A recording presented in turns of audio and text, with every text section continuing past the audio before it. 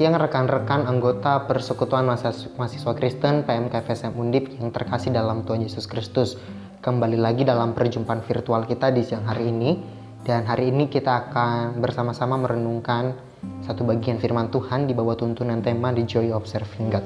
Saudara, semenjak ditetapkannya status virus corona menjadi pandemi global di berbagai belahan dunia, ada orang-orang yang mulai mencari-cari alasan mengapa virus corona ini bisa terjadi, lalu mencoba merasionalkannya kembali.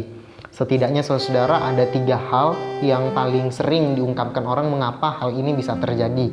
Yang pertama, seperti yang kita ketahui, menurut beberapa orang, asal muasal dari virus corona ini adalah sup kelelawar yang diminum oleh orang-orang di sebuah pasar dalam sebuah negara.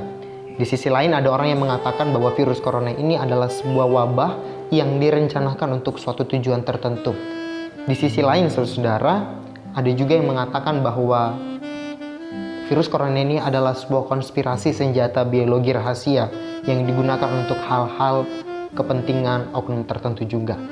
Apapun alasannya saudara, kita bisa melihat bahwa ternyata penderitaan bencana yang sedang terjadi bagi sebagian orang dicari untuk menanyakan eksistensi atau keberadaan Tuhan dalam kehidupan mereka. Saudara, dalam banyak pergumulan hidup, ada banyak orang pula yang sering menanyakan, di mana Tuhan ketika penderitaan itu terjadi? Di mana Tuhan ketika bencana itu terjadi? Dalam ilmu teologis ada sebuah istilah yang dinamakan teodise. Teodise ini berarti secara singkatnya adalah sebuah pertanyaan, jika Allah itu adil, mengapa bisa terjadi bencana? Jika Allah itu adil, mengapa bisa terjadi penderitaan? Dan saudara, pertanyaan-pertanyaan ini umumnya tidak bisa menjawab karena itu adalah sebuah misteri ilahi. Bahkan Ebit Giade pernah menuliskan dalam lirik lagunya, mengapa terjadi bencana, di bagian terakhir sangat menarik saudara karena memunculkan pertanyaan baru. Mari kita tanyakan pada rumput yang bergoyang. Artinya tidak ada yang bisa tahu apa kehendak Tuhan dari sebuah yang terjadi dalam dunia ini. Saudara, satu bagian Alkitab menolong kita untuk memahami kehendak Allah. Dalam Injil Yohanes dituliskan bahwa Yesus menyembuhkan seorang yang sudah buta sejak lahir. Menjadi pertanyaan para murid-muridnya pada waktu itu adalah, siapakah yang berdosa? Apakah orang tuanya atau dia? Karena memang pada tradisi Yahudi pada waktu itu sering sekali penyakit itu dikaitkan dengan dosa. Tapi Yesus memberikan gambaran yang baru, memberikan paradigma yang baru, dan jawaban yang spektakuler menurut saya saudara. Yesus berkata bukan dia dan bukan orang tuanya, tapi pekerjaan-pekerjaan Allah harus dinyatakan dalam dirinya. Yesus menggeser pemandangan, Yesus menggeser paradigma teodise tadi menjadi paradigma yang baru, yaitu paradigma providentia Dei, pada penyelenggaraan ilahi. Yesus ingin kita tidak hanya berspekulasi tentang siapa yang berdosa, mengapa hal ini bisa terjadi, tapi Yesus ingin kita memandang bahwa ada sesuatu yang lebih lagi yang harus bisa kita kerjakan, yakni memahami penyelenggaraan ilahi dalam kehidupan setiap kita. Saudara yang terkasih dalam Tuhan Yesus Kristus, apa panggilannya dan apa relevansinya dengan tema kita pada saat ini? Rekan-rekan, kita pun dipanggil untuk menjadi agen providentia Dei. Kita dipanggil untuk menjadi agen-agen yang menyatakan penyelenggaraan ilahi itu dalam kehidupan setiap kita. Cara sederhananya adalah kita dapat memunculkan tindakan-tindakan, tanda-tanda yang menjadi kebaikan bagi sesama, kebaikan bagi bersama.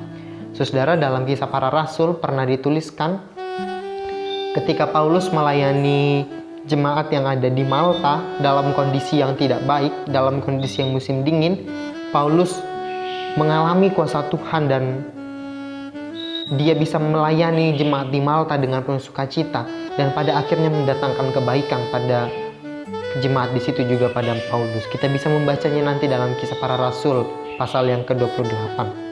Saudara, sekarang bagi kita, pelayanan kita di masa-masa yang sulit ini, apa yang harusnya bisa kita kerjakan? Salah satunya saudara yang paling sederhana adalah kita bisa menerapkan apa yang menjadi kebijakan pemerintah, yaitu physical distancing. Ketika kita melakukan physical distancing ini dengan baik, kita sesungguhnya sedang melakukan sesuatu yang mendatangkan kebaikan bagi bersama. Bukan hanya bagi saya sendiri, bukan hanya bagi saudara, tapi bagi orang-orang yang ada di sekitar kita. Kita belajar untuk menahan diri kita, untuk tetap tinggal di rumah, tinggal di kos, dan kita belajar agar kita dapat menghambat penularan virus corona itu dengan semakin lebih cepat. Nah, saudara yang terkasih dalam Tuhan Yesus Kristus, T.S. Harrison Warren pernah menuliskan dalam bukunya Liturgy of the Ordinary, dia pernah menuliskan seperti ini. Kita perlu menemukan sukacita dan menolak putus asa di kehidupan kita saat ini, di tengah segala tekanan kecil dan kecemasan yang ada. Sesungguhnya itulah yang menjadi sukacita kita, saudara. Ketika kita bicara tentang sukacita, para pelayan Tuhan, apa sebenarnya yang menjadi sukacita kita? Sukacita kita yang pertama adalah pelayanan kita tidak dibatasi oleh keadaan. Sesungguhnya joy adalah kebahagiaan yang tidak dipengaruhi oleh keadaan luar. Entah itu baik, entah itu buruk, joy akan selalu memberikan energi yang positif bagi kehidupan kita. Yang kedua, saudara, sukacita kita akan pelayanan kita harusnya menghadirkan kebaikan bagi sesama kita. Bukan hanya bagi diri kita sendiri, bukan hanya keuntungan bagi kita, tapi juga menghadirkan sukacita bagi orang-orang di sekitar kita. Dan yang terakhir, saudara, pada akhirnya pelayanan yang bersukacita itu harus mempermuliakan nama Tuhan. Kiranya di tengah-tengah situasi yang sedang tidak baik ini, saudara, kita semakin mau untuk melayani Tuhan, karena pelayanan sesungguhnya tidak dibatasi oleh ruang dan waktu. Kita bisa mengerjakannya dengan melakukan tindakan-tindakan yang mendatangkan kebaikan bagi sesama. Tuhan memberkati kita. Amin. Shalom teman-teman, terberkati dengan renungan hari ini kan? Nah, kali ini ada liputan yang mau kita sampaikan nih. Yang pertama, selamat ulang tahun bagi kalian yang berulang tahun pada 2 minggu terakhir ini. Ada Priska, Fisika 17, Bernice, Kimia 18, Francisca, Statistika 15, Rina, Statistika 17, Martin, Informatika 18, Kasih, Matematika 19, Agita, Bio 18, Hani, Informatika 18, dan Teresa, Kimia 18. Berikut ada satu ayat dari Ulangan 28 ayat 8. Tuhan akan memerintahkan berkat ke atasmu, di dalam lumbungmu, dan di dalam segala usahamu. Ia akan memberkati engkau di negeri yang diberikan kepadamu oleh Tuhan Allahmu. Selanjutnya, kami mengadakan pre-order jersey PMK. Untuk ukuran, dapat dilihat pada gambar di sini. Apabila teman-teman berminat untuk membeli, bisa langsung menuju ke link bit.ly/jerseypmk2020. Apabila ada pertanyaan, teman-teman juga bisa menghubungi kontak yang tertera di gambar. Nah guys, bagi kalian yang ingin meminjam buku di perpustakaan PMK FSM, dapat menghubungi kontak di bawah ini. Selanjutnya, kui yang memiliki bakat atau talenta dalam bermain musik, cover lagu rohani, bernyanyi, dan lain-lain, kalian bisa submit video kalian loh di YouTube PMK FSM dengan menghubungi kontak di bawah ini. Yang terakhir, jangan lupa buat add Instagram dan line PMK FSM, dan subscribe ke channel YouTube PMK FSM. Renungan daring ini akan berlangsung setiap hari Jumat pukul 11.50 di YouTube PMK FSM. Itu dia liputan buat hari ini. Tetap doakan yang terbaik buat bangsa dan negara ini. Patuhi juga aturan pemerintah. Jangan keluyuran, tetap di rumah, tetap di kos. Tuhan Yesus memberkati.